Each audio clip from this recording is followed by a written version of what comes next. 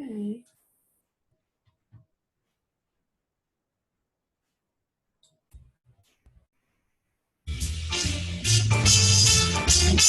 Broadcasting live from sunny California, it's 10 Minutes in Tinsel Town with Miz Meliz, a.k.a. Melissa Reyes. And now, from the left corner, your host, Melissa Reyes.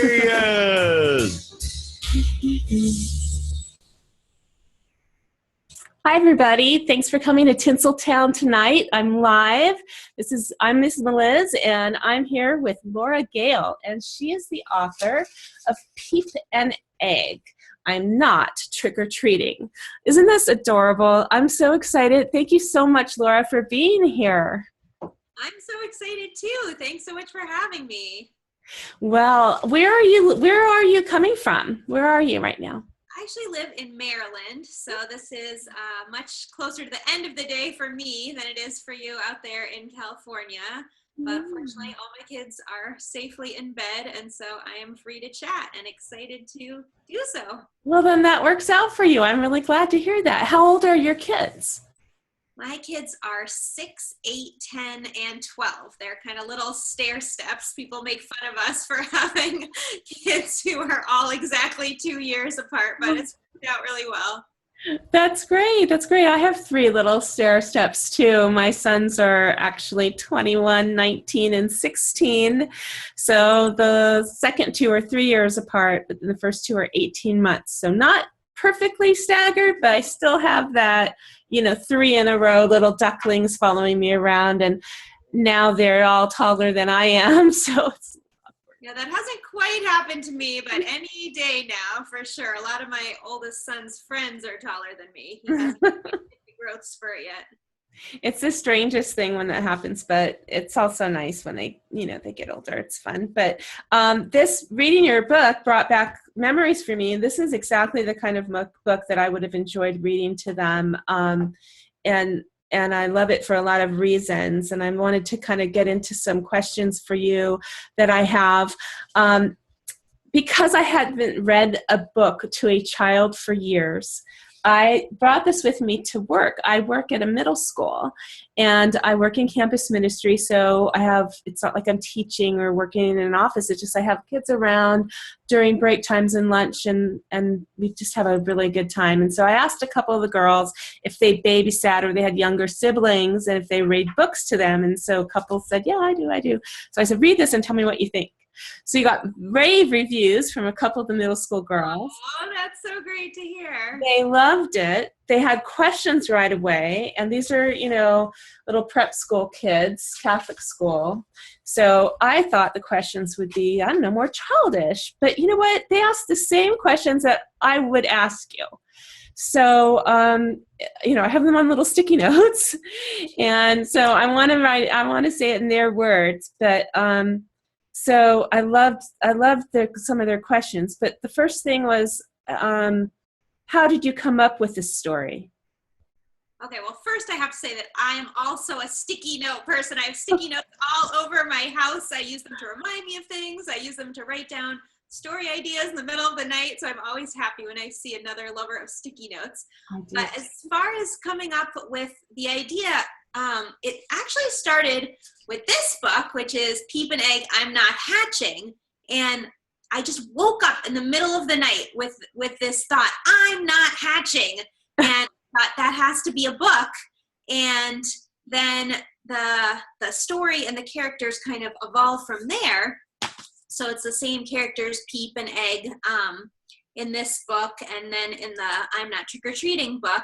But I had also, at that point, been a mom for a number of years, and I had heard, I'm not going to bed, I'm not taking a bath, I'm not putting on my shoes, all of these I'm nots constantly. Mm-hmm. And you know how it is when you're a mom, that drives you nuts. Mm-hmm. You're just ready to strangle them. But I realized at some point, way too late for it to really do much good for many of those years, but I realized that a lot of those I'm nuts were actually because the kids had kind of worries or anxieties that were causing them to say these things. And it wasn't really just the stubbornness and the desire to make me nuts. So like one of my kids would always say, I'm not putting away the toys in the basement. And it turned out that it was because the basement was too scary when the other kids weren't around. So if I would ever ask that son to go down to the basement to put away the toys, it never occurred to me that it might be scary because they would play down there all the time. But it turned out that when it was just him, it was scary. And there were so many other things like that. Just a couple weeks ago, my daughter was saying, she's the youngest, the 6-year-old, I'm not going to school. I'm not putting on my clothes. And it turned out it was because of an anxiety she was having with her teacher, where her teacher had made a joke and she didn't understand it was a joke. And she was just like this little ball of nerves. And so all of that kind of came together into this series, and it's just been so fun to work on. Well, kudos to you, Mom. What a good mom you are to come up with that feeling of looking beyond just the defiance of a child to, like, as you say, to annoy you or, to get at you, and just looking into the reasoning why they don't want to do stuff. And it's true. I mean, I remember my kids saying, they didn't want to brush their teeth. And I'm like, you have to brush your teeth. And I'm like, and I was a terrible mom. I was like, do you want it the easy way or the hard way? That was what they remember me saying. I mean, that's totally me too. And even though I have now come to this realization, it doesn't help on a daily basis. I mentioned when my daughter was saying, it all started with the I'm not getting dressed. And I was threatening, I was pleading, I was bribing, I was doing all the wrong things. And it took so long before I thought, wait, maybe there's something more going on. And of course that is what it turned out to be. But no, that there is no perfect mom here by a long shot. Well, I think that's great, though, that you came up with that. And that's a really good answer for the girls. I'm going to make sure that they see this and they get their answers about how did you come up with the story. The next question was, what did you like most? What was your favorite part of I'm Not Trick-or-Treating? Oh, well, okay. My favorite part has nothing to do with me and my writing. It has to do with something that Joyce, the illustrator, added, which is this page right here. I'll try to get it close enough that you can see. There's this little pirate mouse on the last page who's eaten so much candy that he just feels sick. And it's just so adorable, and I love it so much. And I think the reason it's my favorite is because I had nothing to do with it. It wasn't in my text. And so it was just such a fun surprise for me to see when the illustrations were all finished. And it's those little magical touches that make Joyce such a wonderful illustrator. She goes far beyond just illustrating what's in the words. Oh, that's such a great behind the scenes story. I love that. Thank you for sharing that. That's really neat. Let me just also mention that she adds a little surprise under the dust jacket in every book. So like here, if you look, this is what it looks like when you open the book, and you would never know. You could read the book 10 times and never look under the dust jacket. But if you do look under the dust jacket, let's see if I can do this. Whoops. There we go. You can see there's poor little scared egg there in the corner. So that's completely hidden. If you take the dust jacket off, you would never know it's there. And she did that in the first Peep and Egg book, and there's another surprise in the next one coming out, which is I'm Not Taking a Bath. So yeah, it's just those fun little touches that really make a book, bring it to the next level, and I just love it. That's great. Well, I want to ask, how did you meet Joyce and get put together? Was that through your publishing company, or did you know her already? No, I did not know her. It was our editor, Janine. As soon as she read the text of the first couple books, she said, yeah, I have Joyce Wan in mind to illustrate this. And so I looked up Joyce and I looked at her art and I fell in love with it immediately. She has this style that, as you see, is just so adorable and approachable for little kids, but it was completely different from what I had pictured in my head. I had pictured much more sort of realistic chicks where you could kind of see every feather on their bodies. But once I saw Joyce's art, I knew that Janine was right, that was perfect. And I've just been thrilled with the art for the books that have come out so far, and I've seen the art for the next book, and it's even better than the first two. I can't wait for kids to see it. It's just so fantastic. That's awesome. I can't wait to hear about the next one too. Well, the other question that the students had was, did you yourself have a bad experience with trick-or-treating? That is such a great question. And actually the answer is no. I did not ever have a fear of Halloween, and that is one of the very few fears that none of my kids ever had. They have had every fear under the sun, but not that one. Actually, when I was starting to develop Peep and Egg as a series, I wrote a lot of different sort of rough drafts of different ideas, and it was my friend Stacey McAnulty, who is another picture book author and a critique partner of mine, who said, well, what about a Halloween book? And it was a great idea. And as I did research, I found out that there's so many kids who are scared of Halloween, even up through like age 7. Mm-hmm. And that it's really frustrating for parents who love Halloween and who want their kids to love Halloween too, when they discover that their kids don't want to go trick-or-treating, don't want to dress up, don't want to see anyone dressed up. And so it's been great to talk to kids about this kind of fear and talk to parents about how to help their kids if they do have a fear of Halloween. And even for kids who aren't scared of Halloween, it's just a fun book. It's got the jokes in it, lots of corny Halloween jokes, and the little kids love the repetition where Egg just keeps saying, I'm not trick-or-treating over and over. And now that we're talking about Halloween, I've got a character here with my Halloween headband. I actually have a bunch of them, and at school visits, I let the kids pick which one I should wear. This is the pumpkin headband. I love that one. You can't see, but I have my little pumpkins here on my desk. Ah, there we go. I have a headband, too, that I would love to wear, but I didn't know we were wearing headbands or whatever.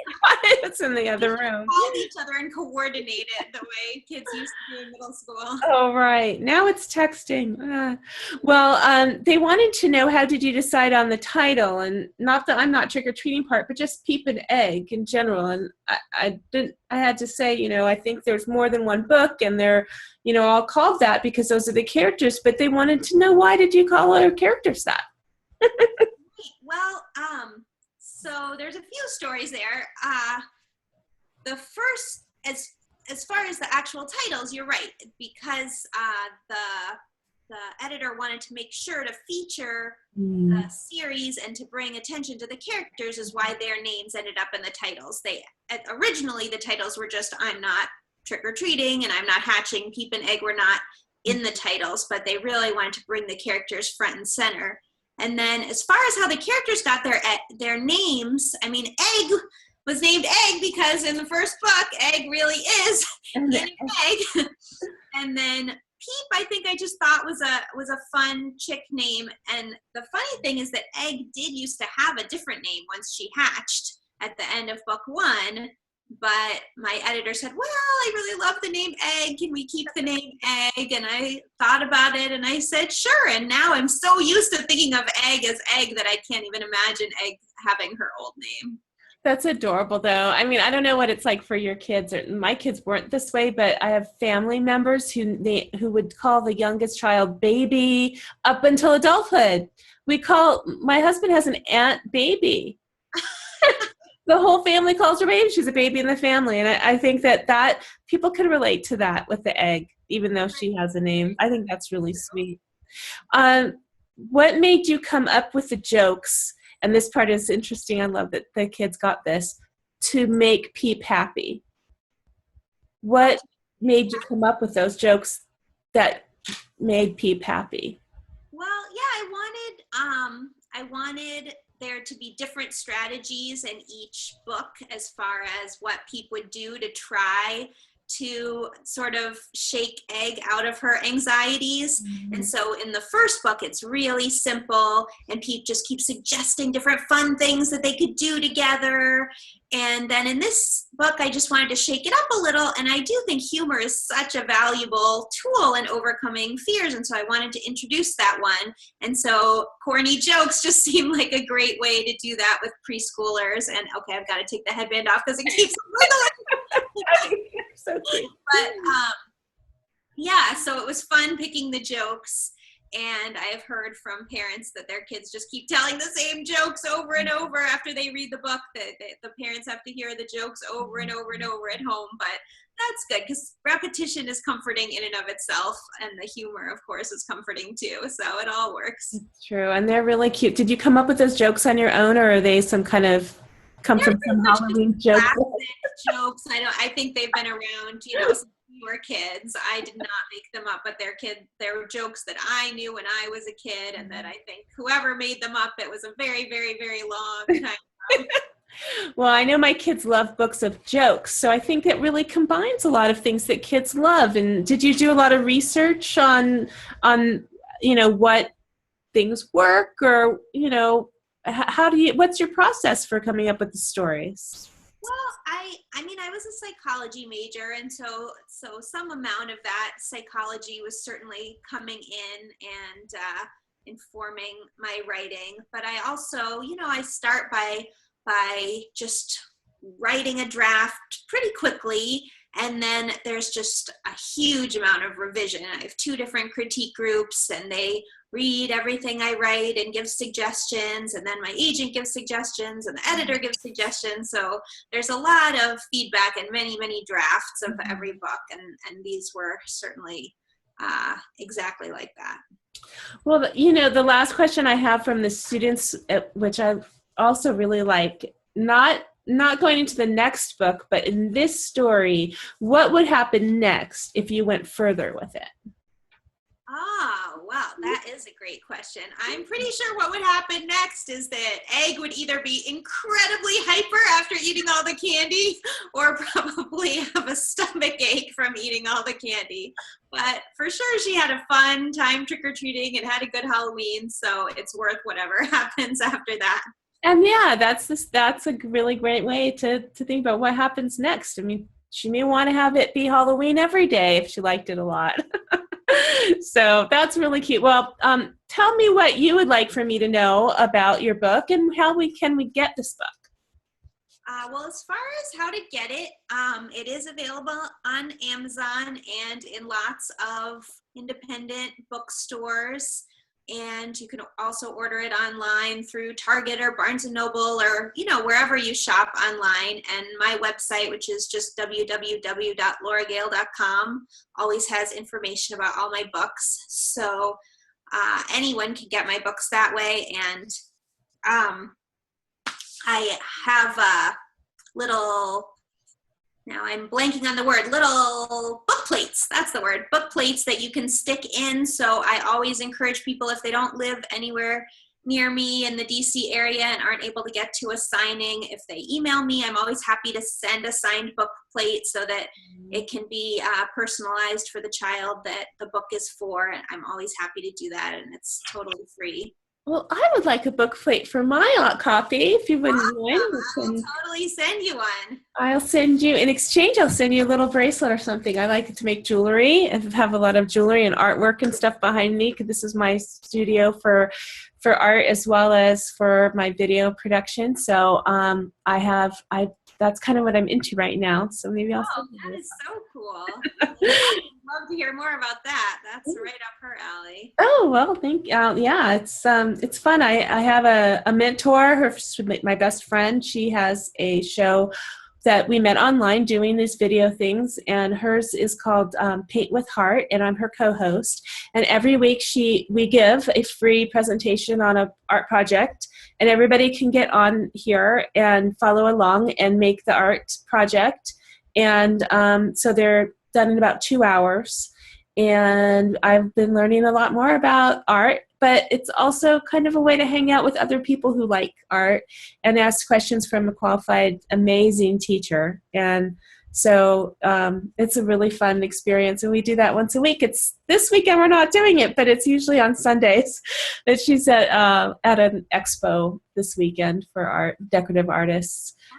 So that's what that's about. And so you'll find all kinds of wonderful things. It's a little bit like, public television, because people just run their own shows and do the editing and stuff, and then we post them to YouTube. And so you get a lot of people who you can go through, they binge watch the videos and do all the artwork or learn how. Some people just watch it and don't even do the art, which I think is funny. But I actually add the creative and the comic relief because sometimes it's a little boring watching people paint, or there's not a lot of dialogue. So I try to keep it going, and that's why we work so well together. But it's a lot of kind of like a cooking show, and lots of people watch cooking shows and never make any of the food. I'm like that. I just find it interesting. So I can kind of imagine someone watching it and not doing the art, and I like to have something on in the background when I'm doing certain types of work. So, it's having company, I guess. Yeah. That's that way. And if it's either fulfills your need for some creativity with not having to get your fingers dirty or, whatever. It's great. It's really nice. And we've been doing it for, I think we have 21 episodes. So it's become a really wonderful habit and a wonderful time for me. I find it really relaxing because I'm doing what I love doing, but I also, enjoy doing the artwork. And so, but anyhow, that's enough about me. So let me ask you some of my favorite questions to ask. And unless there's anything else that you want to tell me about the book, let me finish that. I might have to go back and edit that because I talked over myself. What else would you like to tell me, or what do you want my viewers to know about your story and your books? Well, I guess the most important thing I would want to say to viewers is just that the books are really fun to read.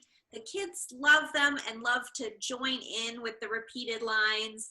In each book, there's one repeated line. So in this one, it's "I'm not trick-or-treating," and the kids just shout along at the top of their lungs. And so that's really fun. But I've also heard from parents and from school counselors and from teachers and librarians that these books are really helpful in just opening up conversations about fears. And that's what I do when I visit schools. I talk to kids about their fears and how we all have fears and we can all overcome our fears. And for me, it's such an important message because kids don't necessarily realize that. They only know about themselves, and they may have this fear that's kind of, lurking inside them, and they feel like they're the only one.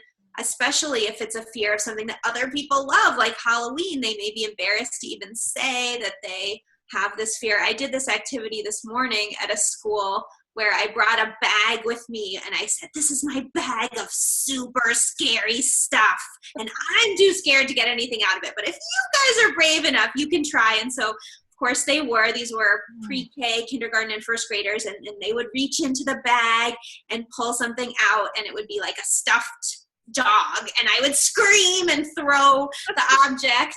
And after we went through, I asked them, "Why do you think I brought this bag of super scary stuff that none of you guys were actually scared of?" And one of the kids totally nailed it. He said, "I think he wanted to show us that it's okay to be scared." And I said, yes, that's exactly it, because there are kids who are scared of dogs, and there are kids who are scared of flames. Another thing in there was a wooden candle. And we talked about all these things that some people might be scared of, including Halloween, and that adults are scared of things too. And I just feel like if that message can get through to kids, it's just so important, and it's so helpful for them in terms of getting over their fears if they realize that it's totally normal. Right. And just to be able to identify and articulate, and you're giving them a voice. So that's really neat. That's so neat. Thank you so much. So tell me more about yourself, Laura. How did you start writing, and how long have you been writing? What other books have you written? So I started actually with writing science because I was in graduate school when I started. In neuroscience was my field, and I was working in a lab, and sometimes there would be experiments where the experiment's running and you have to wait for it to finish, but there's really nothing to do while it's running. And so I would just sort of start typing things up and coming up with ideas. And I also had my first son while I was in graduate school, and I got pregnant with my second. And I realized that I couldn't work in a lab and balance that with child care and with being home as much as I wanted to be home with my kids. It wasn't possible. It works great for some people, but for the way that I wanted to be a mom, it wasn't a good fit. So I thought, well, I have all this wonderful scientific knowledge and education, and maybe I can apply it in a different way. So I started writing about science for kids and for adults. And the children's science writing started with a few articles, and then I became the editor of a children's science magazine.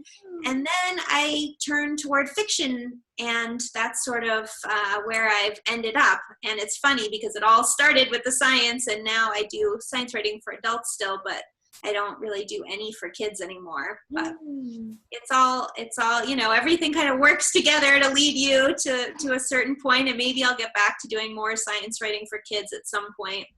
It's still something that I love, and if I just feel like I'm not at this point. I read great books for kids about science, but I don't feel like I'm capable of writing them right now, but maybe at some point I will be. Maybe mix that science and fiction for middle school or young adults. I know. I think that I really admire books that do that, and I would love to be able to write a book like that. I'm not sure whether I am capable of it or not, but we'll see. Maybe someday. Oh, well, that's really neat. Who do you have somebody who was an inspiration for you when you started writing children's books, or? When I started writing children's books, I didn't know any authors. So I had authors who were inspiration just by their work, because I loved their work so much. What books were you inspired by? Well, the books that inspired me the most were books from my own childhood for the most part. So like Richard Scarry, for example, or all the Francis books. I was talking to a class in Wisconsin yesterday, and they had never heard of the Francis books with the little badger. And I was so sad because I always loved those books as a kid, and my kids still love them. So those books from my childhood kind of inspired me, but actually children's writing has changed so much that you couldn't even write a lot of those types of books anymore because the word count has gotten so much smaller now. What's the word count? What's the current word count limit? Definitely under 500 words. You're pretty much never supposed to have more than 500 words in a picture book, but it used to be, 1,500 words, and that was totally normal. Like a Dr. Seuss book, now like a novel. Or what, but parents like to have very short stories to read at bedtime, and I'm like that too. I like books that are shorter with not that many words. Dr. Seuss, it's great, but it takes so long to read. I used to love reading Dr. Seuss books when I was a young kid, like babysitting, because, it just kept me busy. It kept the kids, riveted, I guess, and I would do them in voices and love. But when it came to my own kids, oh my gosh, I would skip pages and they would call me on it, and I just didn't have that patience to do that anymore. So Goodnight Moon was like my favorite, or Chicka Chicka Boom Boom. Those were some that I really liked when they were really little. But like I said, I definitely would, if my kids were little, or maybe someday if I have grandchildren, I'll have this for them. It's really, really adorable and so easy to read. I really liked it. And I love the picture. I love it all together. I could talk about this book forever. I love the point at which the facial expressions change to where Egg is kind of happy and excited, but still, adamant about not wanting to go. Yeah, a little bit of the stubbornness coming through there. Yeah, it's so typical. I love that. You really captured that in the story. So what's next? Tell me about your next project. Well, so the next Peep and Egg book will be Peep and Egg, I'm Not Taking a Bath. Mm. And like I said, I love the art that Joyce did so much for that one. And my favorite part about it is that at the very end, when, of course, Egg does, spoiler alert, Egg takes a bath, but she ends up getting convinced to take a bath in the pond with all these fun bath toys. And all the farm animals are joining in except that the pigs. So originally, Egg got dirty playing with the pigs. So she's covered in mud, just like the pigs. And it's so adorable seeing her covered in mud. But then at the end, the pigs are there with everyone else, except they're in a boat. So they are not getting, they're still all muddy. Sailing by. They are not taking a bath. So funny. Oh, So that sounds. will be out next year, and I have another book coming out that I'm really excited about called My Pillow Keeps Moving, and that one, Like my husband would say. that one is going to be illustrated by Christopher Weyant, who won the Theodore Seuss Geisel Award last year for a picture book that he did with his wife, and so I'm so excited to see what he does, because the text of that book is, I think, my favorite thing that I've ever written. And Oh, how exciting for you both.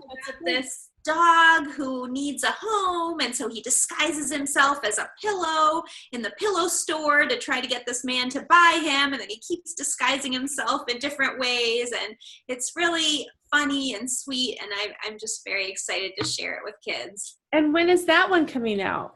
That one is, I believe, 2018. Oh my gosh. He works very far into the future in Wow. the picture book world. I have a bunch of books that I think are coming out in 2018 or maybe even 2019. Who knows? It's often about 3 years from. What book number is this? How many? I mean, we hadn't even mentioned one big pair of underwear, which I'm a little intrigued by. One big pair of underwear was my very first book, and that one was really fun. It's a counting book, and it also is kind of more math than just counting. It covers the N-1 math concept. So teachers use it in classrooms to teach that idea with kids up through maybe first or even second grade. But when I visit schools and talk about it, I bring my gigantic pair of underwear and I let the kids get inside. It can fit like 20 kids, even more, depending on the size of the kids. So whenever I go to schools, I bring all kinds of props. I have, here's Peep, here's stuffed Peep that I bring with me when I'm presenting the Peep and Egg books. And recently, he's been wearing all kinds of Halloween costumes for the Halloween visits. Here's her witch costume. But the kids get to vote, and for the last 2 days in a row, Ninja has been the winning costume, so she's been rocking her ninja outfit. I love it. It's been Spirit Week at the school where I work, so the kids have been dressing up every day in different themes. Yesterday was decades, so you can do like a blast from the past kind of thing. Of course, I want to wear jeans, so I just had to work around that. We have a dress code, but and then today it was Universal Studios or Universal themed characters, so we had lots of Minions and lots of Harry Potters. It's just so much fun. They love to dress up. Kids love to dress up, and I love that they, that you inspire them to do that. That's so cool. So so it was. I'm trying to figure out where we are in your. Right. Okay. So it was one big pair of underwear, and then I had 2 books after that that were both had Jewish themes. So one of them's called "And Then Another Sheep Turned Up," and it's a Passover story, and one of them is "Hare and Tortoise Race Across Israel." So those were books 2 and 3, and then I guess that makes Peep and Egg, I'm Not Trick-or-Treating, would be book number 5. Right. And I think I've sold 5 more or 6 more that'll be coming out over the next few years. But yeah, it takes so long to when it actually makes its way into a bookstore. It's a very slow process. Oh, well, I just think that's so exciting, and I'm so happy for you. What would you say was your let me see how I want to word this. At what point did you feel you reached success in this realm, in your book? I mean, for you, what kind of goals did you set, and how did you reach them and feel that feeling of this is what I want to do? Yeah, that's funny. I mean, I guess from the this is what I want to do perspective, it happened early, like just writing the first book. I felt like this is so fun. I want to do this. I love this. But as far as being a success, I definitely still don't feel that way. And I honestly don't know many writers who do feel that way. I mean, at first I thought, okay, once my first book is published, then I'll feel like a real writer. And then I thought, okay, maybe once my second book is published, I'll feel like a real writer. And then different milestones kept happening. I won an award, and my book was in the Scholastic Flyer, which was so cool because I used to get those when I was a kid. And then my book was in it, and people were sending me pictures of my books in bookstores all over the country. And the first Peep and Egg was in Target, and it was so exciting, but it never at any point really made me feel like a success. And I think it's because you always need to write the next book and sell the next book, and you're sort of only as good as your last book. So I think it's never going to happen. It hasn't happened yet. I mean, I'm having so much fun, and I love that I get to do this, but as far as feeling like a success, that is still in the future if it ever happens. Oh, Laura, I think that you are a success, and you are a very humble and kind person. And I can tell that you probably will never say it's yourself, but you're a superstar. I only interview the superstars, and you are one because you've done this amazing accomplishment, and you should acknowledge that this is something that people aspire to do that they never do, and you did it, and you're doing it wonderfully and successfully, and you're inspiring children and teachers and parents, and that's incredible work, and I thank you for doing that, really. I really appreciate that, but I mean, in my daily life, I still get so many rejections of new books that I've written that I really love, and that's what keeps you humble, I guess, is that there's always a lot more rejection than acceptance. Well, you have tasted the real thing with the publishing, and it's wonderful. But if you ever wanted to publish those other books, you could publish them yourself. We live in a time where everybody can, you can have your books published, and it's kind of neat. But this is just amazing. It's so amazing to get to know you, and thank you for being on the show. Do you have any questions? We just have a few minutes left. Do you have questions for me or anything else that you'd like to share? Well, I did want to say about self-publishing, just in case there are people listening who are interested in self-publishing, that I do think it's an awesome option for people like you who are really social and good at promoting themselves. But you can see why it would not be a good option for me, because that's the side of the business that is so hard for me. And it would, I mean, when you self-publish, you have to be so strong on that side and so interested in really all of the social media options that are available and knowing how to tap them and use them. And that is definitely not me. So it's so true. When you self-publish, you're not only becoming a writer that's a published writer, but you're also becoming a publicist and a marketing expert. Exactly. And there's so much to it. So when I did mine, I did it as an experiment. I wanted to do everything myself, and I thought I set out my accomplishment was to finish that project, not so much to sell the books. And I thought, okay, now I know what I'm doing. The next time, if I'm ready, I'm going to pitch a lot more before I go publish my own, for one.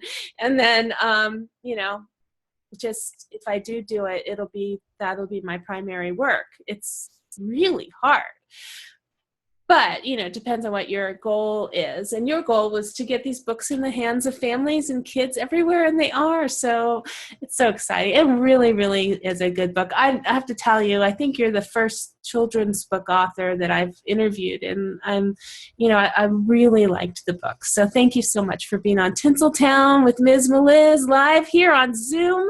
And later, if you're watching from YouTube or Facebook or MizMeliz.com or LauraGehl.com, please send me a comment and let me know what you think. And if you'd like to hear more from Laura Gehl or other authors, just send me a message, and I would be happy to see what I can do.